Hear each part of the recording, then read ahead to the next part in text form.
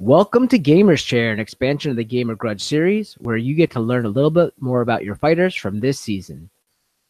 I'm your host, Cal the Human Cheat Code, and today I have a very special guest who's been featured several times on Gamer Grudge, fought in the championship, and you're going to check out the episode to see how she did. You can also find her on the Tech Podcast, as well as other fighting shows. She's a tremendous fighter all around, but please welcome Miss Kim Hanley. Hey, Kim. Hey, thanks for having me on. Looking forward to kind of doing a little bit of a background deep dive kind of thing. Yeah, I was, we were trying to do this earlier, but I knew you were going to be in the championship, so I had to wait on it because we didn't know what was going to happen with the championship. And we still don't want to say, I don't want to say, I guess we could say because some people know already, but, it was a good fought match. How did you feel about the championship when you went through it? It was stressful. I mean, they're all fun, but they're all a little bit stressful. You want to try to make a good case for what you pick and things, but sometimes you get behind and you just can't quite dig yourself out of the quicksand, and it's just how it goes sometimes. It's the nature of a three-way fight, trying to keep everybody right on their toes and against the ropes.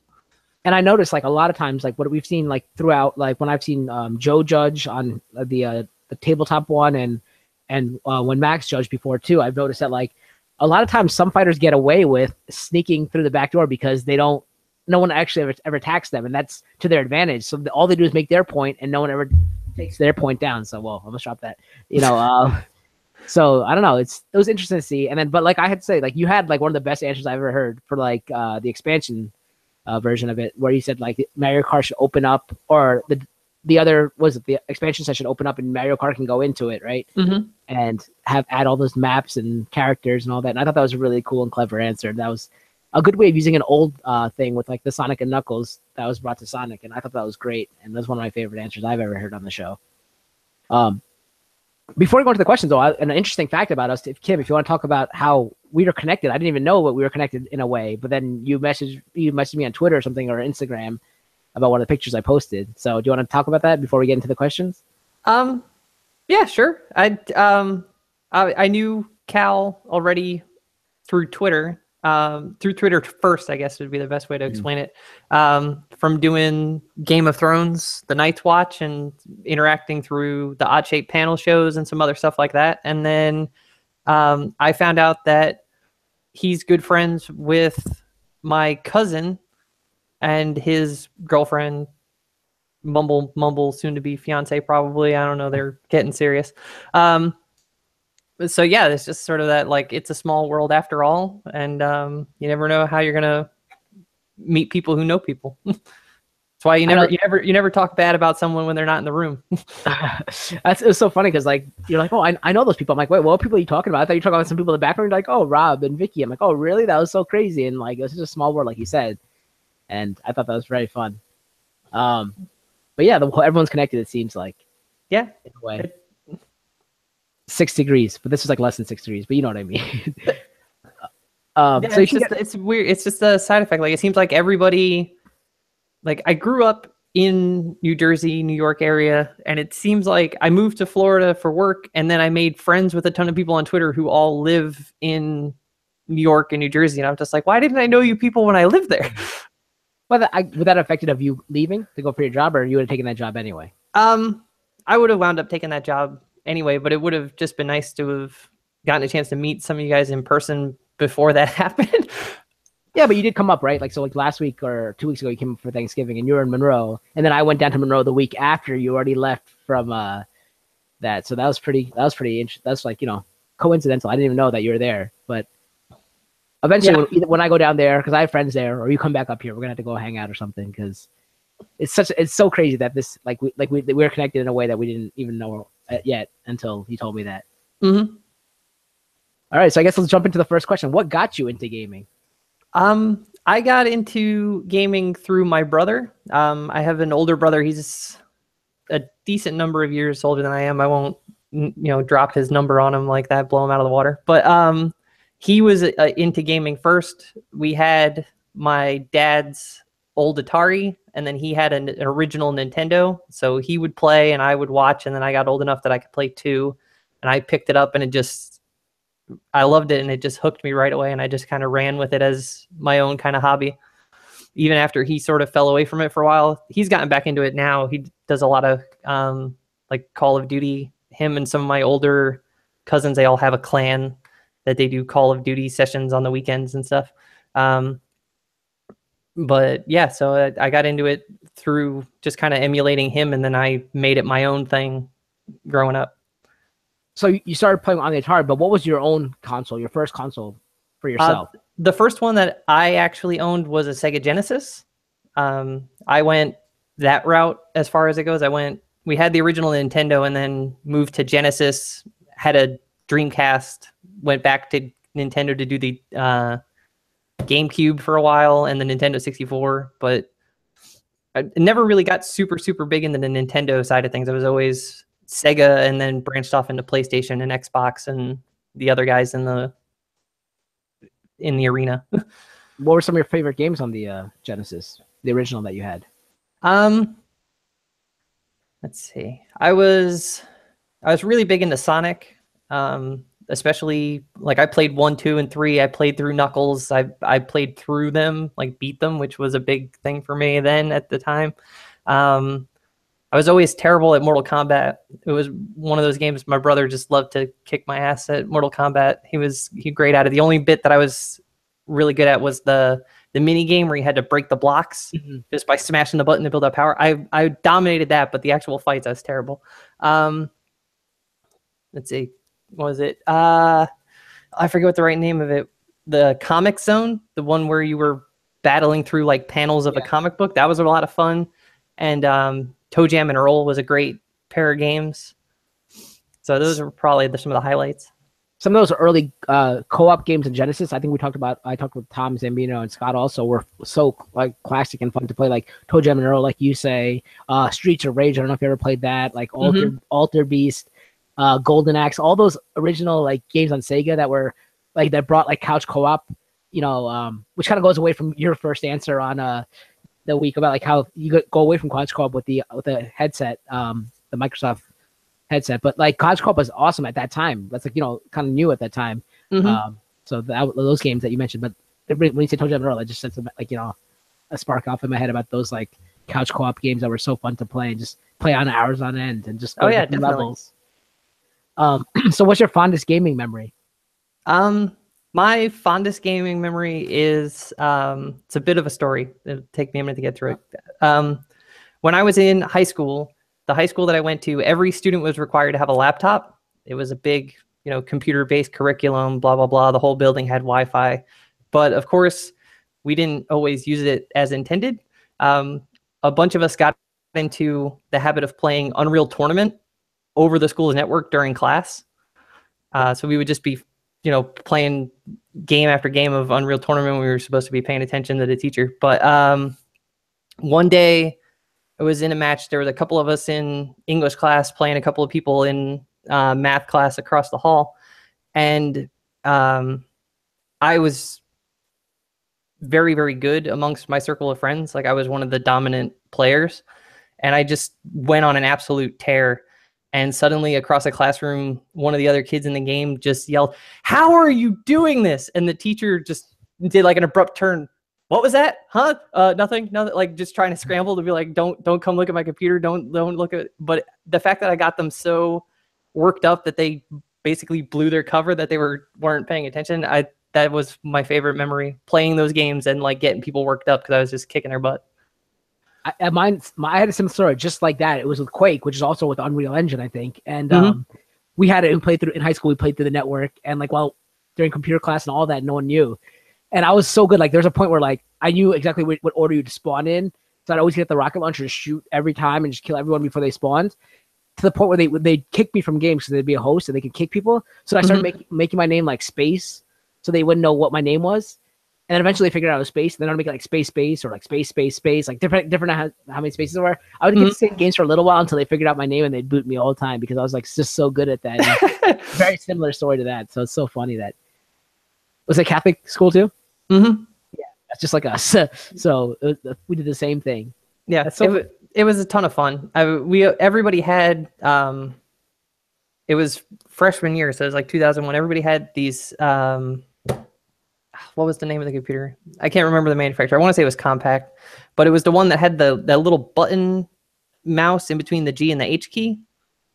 Oh yeah, that goes like right here. Like yeah, I know what you're talking about.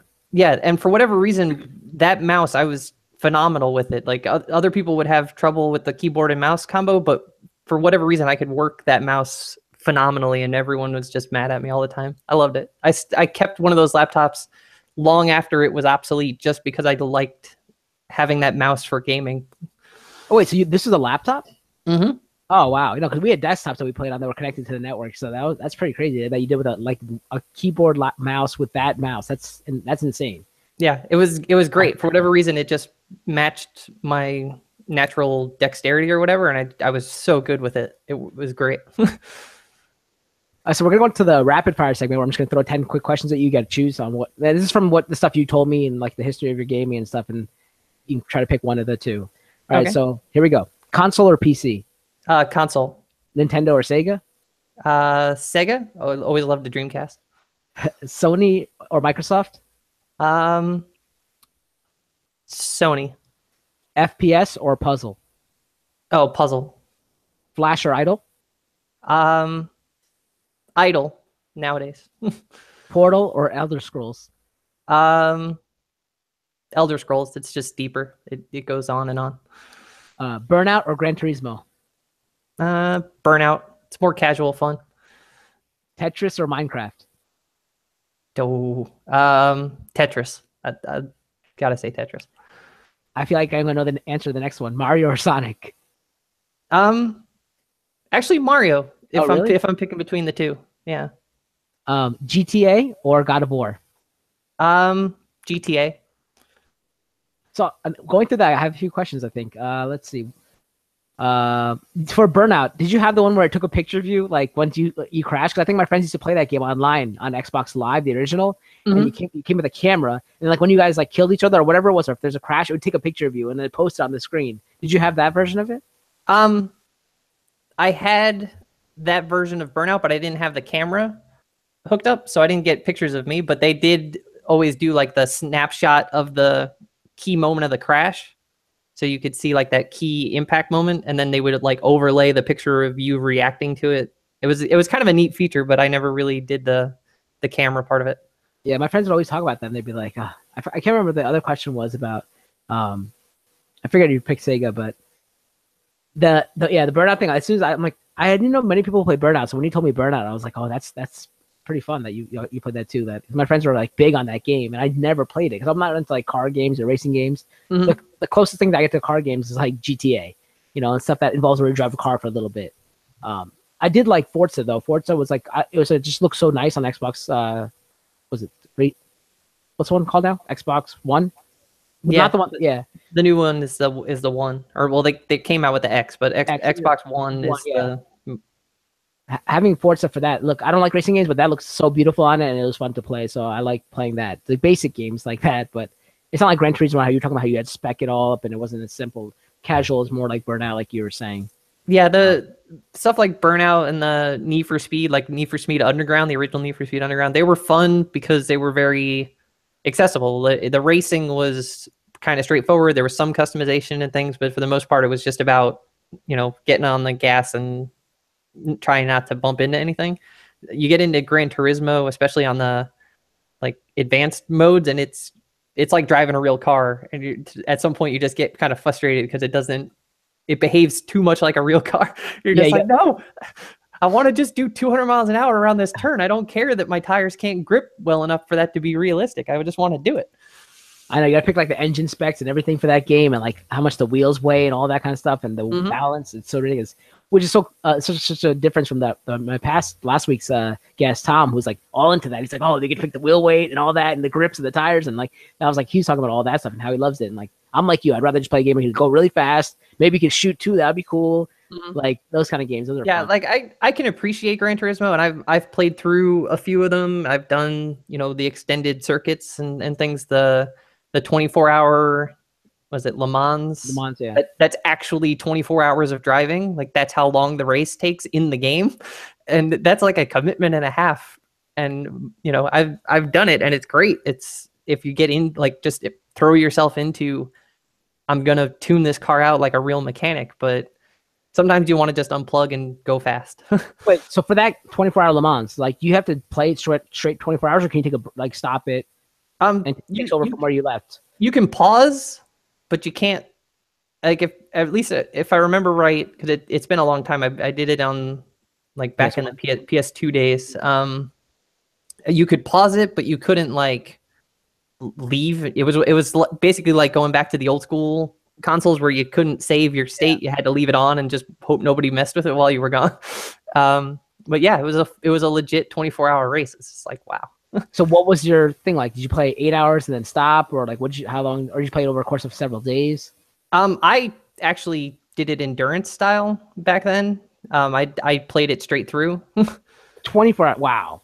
That's crazy. Yeah, there's been a few times over the years where I've done ridiculous extended sessions. Like I did that 24-hour Le Mans race. I did what was it? It was like 60 hours tagging in and out with my freshman college roommate when we got our hands on Morrowind, the Game of the Year edition. And it was basically, we were playing it pretty much nonstop. Anytime I would go to class, they would hop in, they would go to class, I would hop in on my save file. We were tagging back and forth and things. And there was just one weekend where we just played constantly for like 3 days straight. Nobody went to sleep. We were just constantly playing and trying to unlock find new dungeons and get deeper into the story and all the side quests and things. Because there's thousands of hours of content in Morrowind. There's so much to do in that game. Which I guess brings me to my next question. What is your best gaming accomplishment, if that's not it? Actually, the gaming accomplishment that I hold the most pride in right now is there was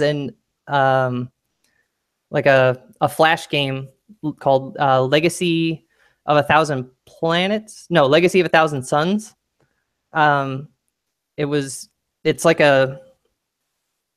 not like a highly graphic intensive Flash game. It's a lot of clicking around kind of stuff. But I was the first person in the world to unlock a piece of new content when it was released. Because what would happen is every month or so, they would roll out a new planet. Essentially, it was like a set of missions and an end boss, and you'd go through several levels of difficulty on the end boss and stuff. And then at the end, you'd unlock a fresh piece of content behind it. And I was the first person in the world to get through one of those sections of release, which, I mean, it was basically like a race. There was always a few hundred people that the minute the update would go live, they would just be click, click, click, click, click, trying to get through all the missions to get to the boss, to get through the 4 levels of the boss, to get to the reward on the backside. And when I actually confirmed with the developers that I was the first person to get through it, because there's a bunch of us in chat, and we're all going back and forth as we're trying to work through the content. People are saying, hey, I'm through this mission, I'm through that mission, I've got to the first boss. And then I was just like, hey, I got my reward. And people are like, oh my God, you got your reward. And it was great. Because I had seen, like, from when I joined the game to when I got to the point to where I was able to get in on that kind of like a race to the finish, there was some lead on that. So watching other people make that sprint while I couldn't, and then I was finally able to do it myself, and I beat them to it, and it's just like, yes. Did you get like recognition from the developers, or like anything on Twitter mention or anything like that? Nothing huge. They confirmed it in the live chat that I was the first person to get there, and like I posted about it on Facebook to brag about it to people who don't care, because most of the people in my family, they don't game and stuff. So like all my aunts and uncles and stuff are like, oh, that's nice, that's so great that you did that. And they're like, yeah, you have no idea what I'm talking about. But I appreciate the sentiment. But yeah, it was neat. It was really cool to know that I was the first person to get there out of everything else. People set all-time high scores on classic arcade games, and people are the highest ranked, StarCraft player in the world and things like that. But for that one game, for that 1 month, I was the first person to get there. So. And that's forever. Because high scores can be eventually beaten. You are always gonna be the world's first at that thing. That actual add-on, whatever you want to call it. You're the world's first forever. Mm-hmm. That's awesome. Yeah, I mean that's what I like. That's why, like server firsts on WoW were always such a big deal because it's forever. Like once you're the first, guild to beat a raid at release, that forever is yours. You were the first group to get it done. Like I love the permanence of that accomplishment.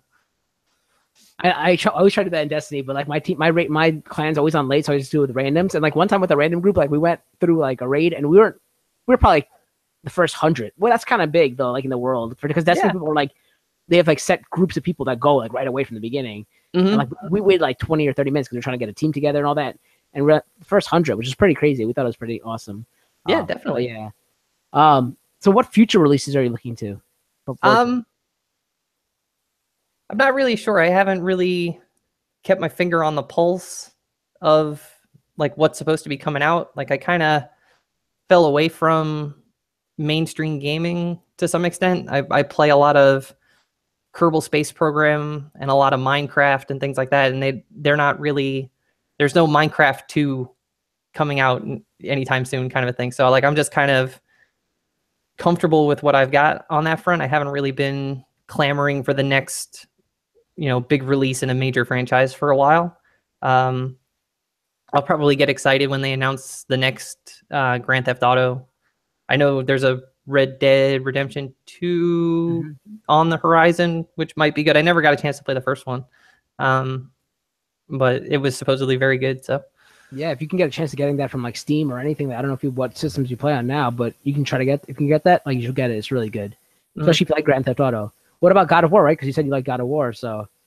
Yeah, the big thing for me is that I was always a huge console gamer growing up because the family never had a computer that was up to snuff to do like PC gaming. The little bit that I got into in high school on the laptop there, but eventually the IT department at the school got wind and shut it all down and stuff. But I was always console, and then when I moved to England, I sold off my console, and then I didn't buy one when I got there because I didn't know how long I was going to live there, and I just sort of drifted away from it, and I never quite got on board with PC gaming as a trade-off.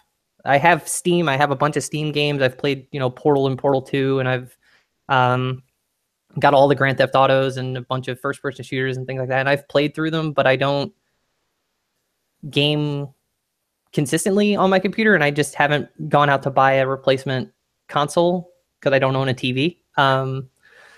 So it just sort of like wound up in this nebulous thing where I'm still interested in gaming, but I don't game like I used to. I just sort of drifted away from it, I guess.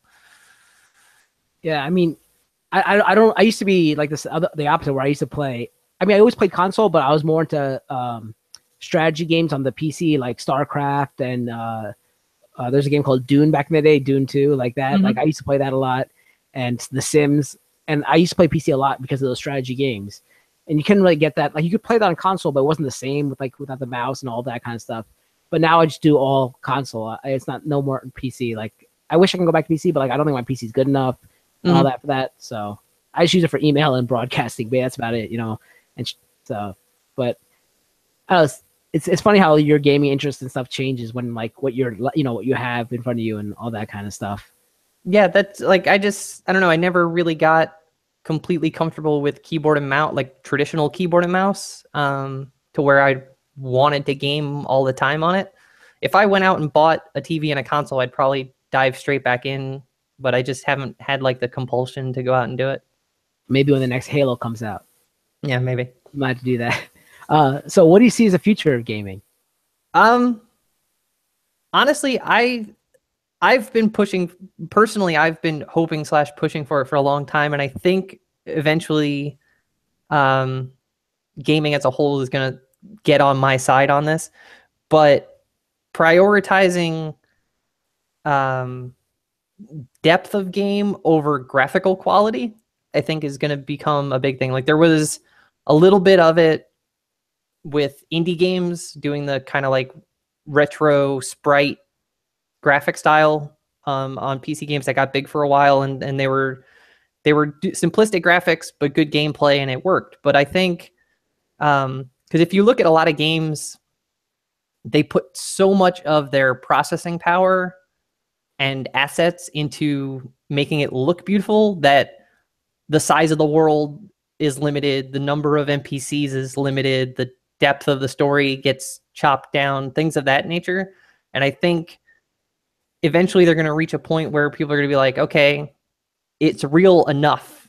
You can stop with that and just give me a bigger world, give me more to do, more to interact with. You know, there was a time where physics engines were huge. Like the first time a new physics engine rolled out, and like, oh my god, we can ragdoll stormtroopers. That was a massive thing. Like that blew people's minds. And then it just became, well, does it look better than it did last time? You know, it just, and I think people are going to shift back to make it more impressive under the hood instead of the body work, I guess would be a way to phrase it.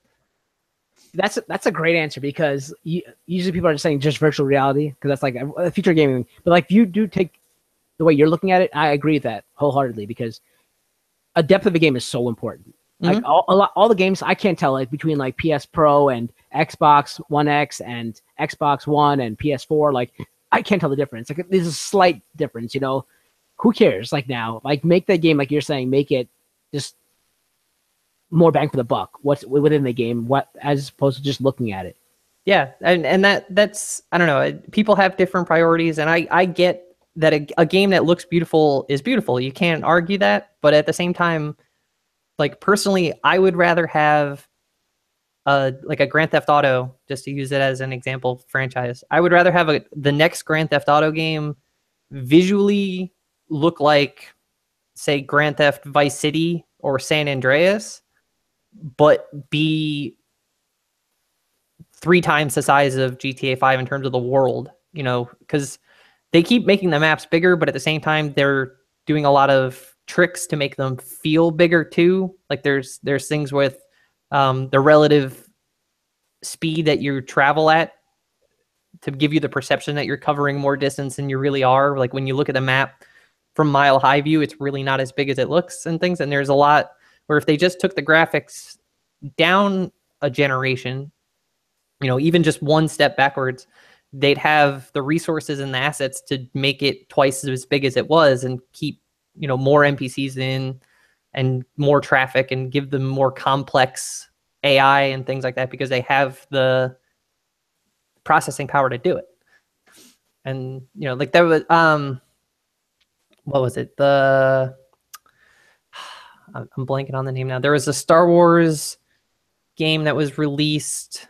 It was the one, Republic Commando, I think it was, where you had like the squad of clones that you were running around with. I'm pretty sure it was Republic Commando. But the point was that the AI in that game was like benchmark for the time that it was released in terms of the complexity of your teammates, and that you could give them, you know, orders on what to do and how they would execute it. And the complexity was substantial compared to games that came before it. You know, you look at like Rainbow Six games. I always had a lot of fun with Rainbow Six games. Kind of a tangent there, but because you could pre-plan your mission, that was always really cool. But yeah, it was just one of those things where you could trust your NPCs to act intelligently and in certain games and at certain thresholds, but then it sort of hit a wall because, well, they're smart enough, we'll go make it look prettier. And like all those things got deprioritized to make the graphics better and better.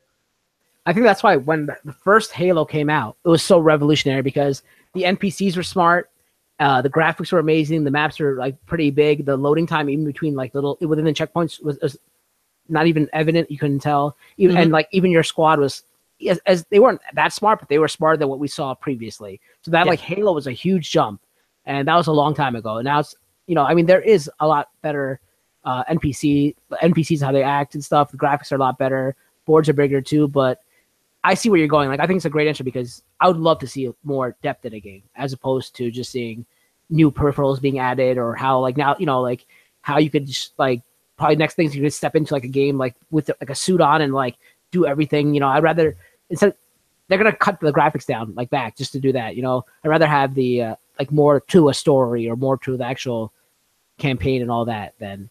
But I guess you know eventually they can just keep adding DLC. That's like one of the things that they do just to add to that. But then they take away from the original game in a way. That's been a big thing about Destiny. They've been saying like all this stuff should have already been in the game, but it's not. You got to pay for it as DLC, and it could turn away certain consumers. So with your idea or your the way you see your future, that probably may draw more gamers back because you have more depth and more bang for the buck, and that's what matters nowadays. So I guess that's pretty much it for the questions. Where can we find you? Well, you can almost always find me on Twitter at _Kim Hanley, KIMHANLEY. It's down here in the little graphic. Nice and easy for everyone to find. I'm usually on there talking movies, TV, games, and Disney. Lots of Disney. Almost to the point that it drives people crazy, but I can't help it.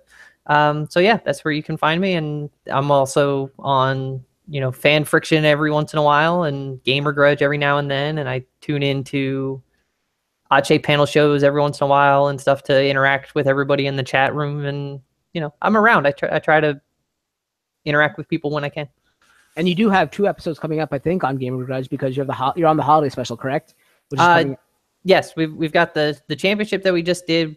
There's the Christmas special that we've got in the can, just waiting for the holidays to roll around. And then I've got some season 2 stuff lined up already. So that's going to be. We thought the remake of our fight though, the refight, because of what happened with the connection issue that we had previously. So that we're probably gonna have that again, I think, right? Oh, yeah. There's going to be the second attempt at fighting Charlie Feldman sometime probably in January. But then I've also gotten reined into trying to fight Eric on the topic of Pokemon, which he's probably going to destroy me. Yes. If there's anything Eric knows, it's Pokemon. Yeah, that's what I try to tell Mac. Mac's like, hey, do you think you could take on Eric in this Pokemon fight for me? And I'm like, I can try. So yeah, you could come watch me fall on my face. It'll be good times, I'm sure. Yes, I know nothing about Pokemon, so I would get completely destroyed by that. And do you have any other projects coming up besides that? You're doing You're doing the race, right? Well, yeah, I've got I'm doing what's called the Dopey Challenge at Disney World the first week of January. It's a 5K on Thursday, 10K on Friday, a half marathon on Saturday, and a full marathon on Sunday, 4 days in a row. So that's going to be exhausting, to put it mildly. It's like 48 miles spread over 4 days. So I'm going to be at Disney that whole week, just kind of, tweeting and trying to maybe do some like periscoping and stuff just to sort of interact with people and see what I can put out into the social sphere while I'm there. And then, lots of pictures of me meeting the characters and looking tired. I think the only 2 marathons I ever want to do at Disney is doing the rides like you did. And then the around the world drinking, like you go to all the countries and get a drink there. I would do that too. Those are 2 things I'd probably want to do at Disney. I've done both of those. I've done around the world successfully. I've done the 47 ride challenge unsuccessfully, though I've gotten close. I'm up to I remember that 42 out of 47, which isn't bad. I think that's not, for a practice effort. I'm gonna make that happen though. I don't know when yet. Probably March or April. I'm gonna make another shot at it, and I think I'm gonna get it done this time. So that'll be fun. You gotta go when it's like not as packed, right? Like when there's not that many people. It's a weird kind of balancing act because you have to go when it's not too crowded, because the lines just wind up being too long. But if you go when it's too quiet, certain things don't run as much of the day because the demand's not there. So like certain attractions close early or they open late, and you got to time it right. Otherwise you miss the little bit of window that they're open for. So it's a little bit more complex than you might think it would be to make that, like, to get it all planned out right. And do they have the single rider lines?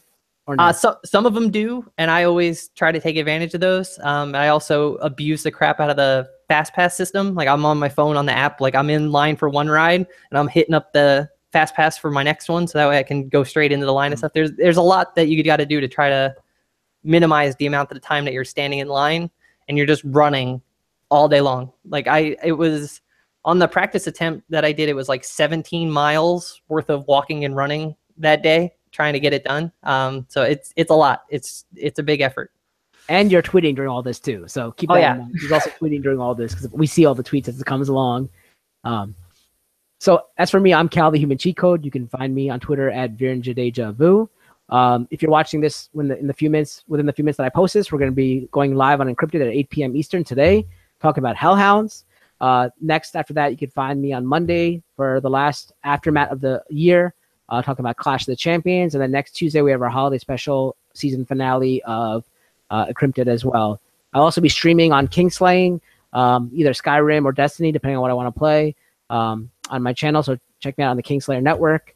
And I want to thank Kim once again for joining me. And she's been a great fighter all season. I can't wait to see her again next season and hope she can continue her success. So thank you, Kim. And thank everyone for joining us. Until next time, game on, guys. See ya. Bye.